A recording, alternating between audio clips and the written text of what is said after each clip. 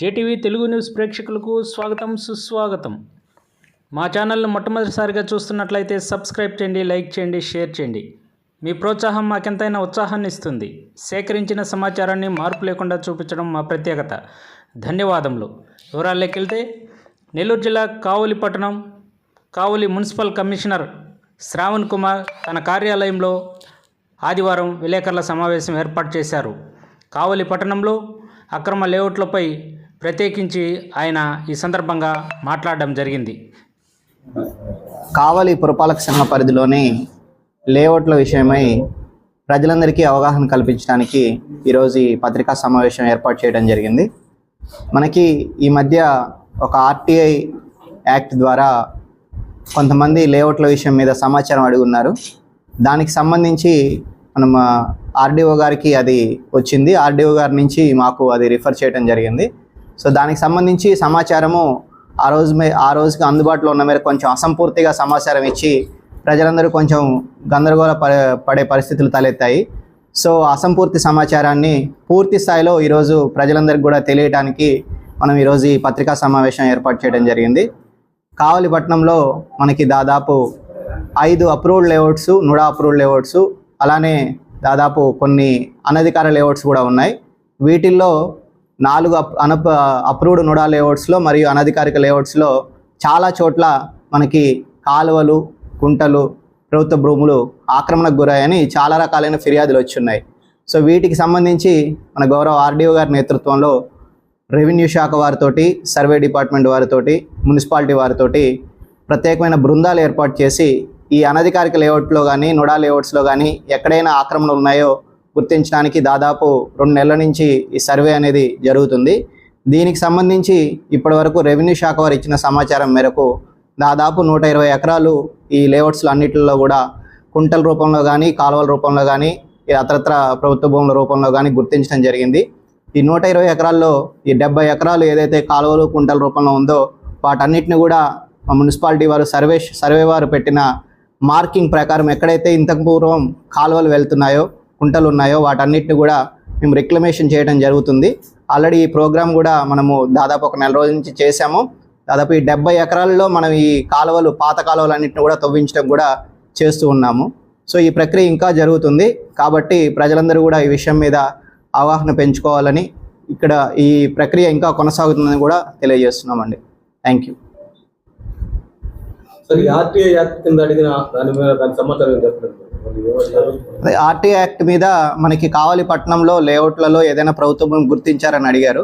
యాక్చువల్గా ఆ రోజు ఉన్న సమాచారం మేరకు కొంచెం అసంపూర్తిగా అవి ఇవ్వటం జరిగింది. ఆ సమాచారం పూర్తి స్థాయిలో ఆ రోజు అందివ్వలేకపోయారు.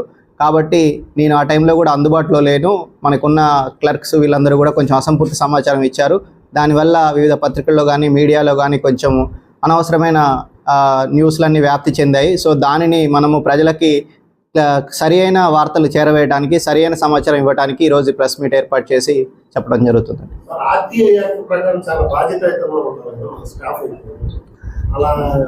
అదే దానికి సంబంధించి కూడా మనము కన్సర్న్ వాళ్ళ మీద కూడా యాక్షన్కి రిఫర్ చేస్తున్నాము. ఎవరైతే ఆ సమాచారాన్ని అసంపూర్తిగా ఇచ్చున్నారో వాళ్ళ మీద కూడా డిసిప్లినరీ యాక్షన్కి రికమెండ్ చేస్తున్నాం అండి. మిగిలిన 50 ఎకరాలు కూడా మన రెవెన్యూ వారు, మన సర్వే శాఖ వారు వాటిని మార్కింగ్ చేయబోతున్నారు. చేసిన తర్వాత దాని ప్రకారం వాళ్ళు ఇచ్చిన సూచనల ప్రకారం చర్యలు తీసుకుంటాం వాటి మీద కూడా. ఇప్పుడు కాలువలు, కుంటల రూపంలో దాదాపు మనము రిక్లమేషన్ చేసాము. ఒక 70 ఎకరాల వరకు మనము తీసుకున్నాము. ఇవన్నీ కూడా మనము మన ఎక్కడైతే ఇంతకుముందు ఆ టైంలో రిక్లమేషన్ చేసిన కాలువలు కానీ, కుంటలు కానీ మన వాళ్ళు చేసిన వర్క్ అండి ఇది. మొత్తం మనకి ఆ లేఅవుట్స్ పరిధిలో మన వాళ్ళు అక్కడికి వెళ్ళి తీసిన వివరాలు ఇవన్నీ కూడా.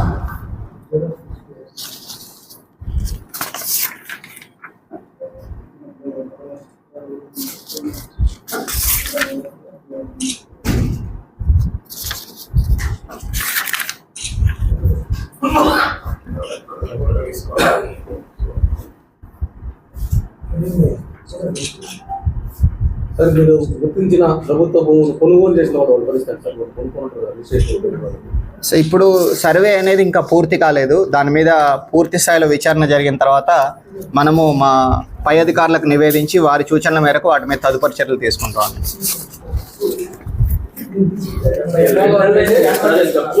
దాదాపు 70 ఎకరాలు కాలువల కుంట్లు ఈ రూపంలో ఏవైతే ఉన్నాయో వీటన్నిటిని కూడా మనము పూడ్చి వేసినవన్నీ కూడా తీసివేయడం జరిగింది. పాత పొజిషన్ తీసుకొని రావడం జరిగింది. వాటి మీద కూడా జరుగుతుంది. ఇంకా వాటి మీద సర్వే వాళ్ళు ఇంకా మనకి పూర్తి స్థాయిలో నివేదిక ఇవ్వలేదు. పూర్తి స్థాయిలో నివేదిక వచ్చిన తర్వాత ఉన్నతాధికారులకు ఆ విషయాలను నివేదించి వారి సూచనల మేరకు తదుపరి చర్యలు తీసుకుంటారు. 4 ఉన్నాయి నోడా లేఅవుట్స్. 4 నోడా లేఅవుట్స్ లో కూడా మనకి కాలువలు ఇవన్నీ కూడా మేజర్ గా వాటిలో నుంచి వెళ్తున్న కాలువలు కుంటలే మేజర్ గా వాటిలోనే మనం ఎక్కువగా రిక్లమేషన్ చేయడం జరిగింది. కాలువలు కుంటలు అంటే వాళ్ళు నుడా అప్రూవల్ లేఅవుట్స్ లో వాళ్ళు ఇచ్చిన డ్రాయింగ్ లో కాలువని కాలువలాగానే వదిలేశారు. బట్ ఇక్కడ లోకల్లో ఆ కాలువని పూడ్చివేయడం జరిగింది. వాటిని మళ్ళీ మనం వెలికి తీసాం.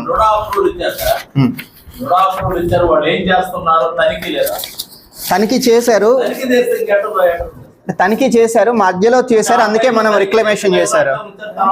తర్వాత చేస్తున్నారు, అది ఇన్స్పెక్షన్ అయిన తర్వాత చేస్తున్నారు. అది మీరు అక్రమ లేఅవుట్ ఉన్న తర్వాత ఇళ్ళకి పర్మిషన్లు ఇచ్చారు కదా, దాని మీద ఏం చెప్తారు? ఎక్కడండి అక్రమ లేఅవుట్? అది కూడా జరుగుతుంది మనకి. ఎక్కడైతే అక్రమ లేఅవుట్ లో దాని మీద కూడా మనకి స్టేట్ లెవెల్ నుంచి ఒక 3 సభ్యులతోటి కమిటీ వేశారు. ఈ అక్రమ లేఅవుట్స్ కానీ అప్రూవ్డ్ లేఅవుట్స్ కానీ కరెక్ట్ గా ఉన్నాయా లేదా అని విచారించడానికి మనకి director and town country planning వాళ్ళ నుంచి 3 సభ్యులతోటి కమిటీ వేశారు. వాళ్ళంతా కూడా సమాచారం సేకరిస్తున్నారు. ఆ టైంలో ఏమేమి అవకతవకలు జరిగాయనే దాని మీద కూడా వాళ్ళు రిపోర్ట్ రాస్తున్నారు. ఒకసారి చెక్ చేయాలండి, ఇన్ఫర్మేషన్ చెక్ చేయాలి, సర్వే నెంబర్స్ అవి ఒకసారి చెక్ చేయాలి. అక్కడ చాలా చోట్ల ఇల్లు కట్టేస్తున్నారు, వాళ్ళు నివాసం ఉంటున్నారు, వాటిలో మనం ట్యాక్స్ కూడా తీసుకుంటున్నాం. అది ఒకసారి వివరాలు సేకరిస్తాం, అది కూడా ఎక్కడెక్కడ ఉందనేది వివరాలు సేకరిస్తాం. మాకు పైనుంచి కూడా కమిటీ వచ్చింది, ఆ కమిటీ ప్రకారం వాళ్ళకు కూడా మొత్తం ఈ సమాచారం అంతా ఇవ్వడం జరుగుతుంది. లేటెస్ట్ గా కడుతున్నారు 3 ఫ్లోర్లు 5 ఫ్లోర్లు అపార్ట్మెంట్లు. అనప్రూవ్డ్ తనిఖీ నోడా చేయాలా, మున్సిపాలిటీ చేయాలా? అనప్రూవ్డ్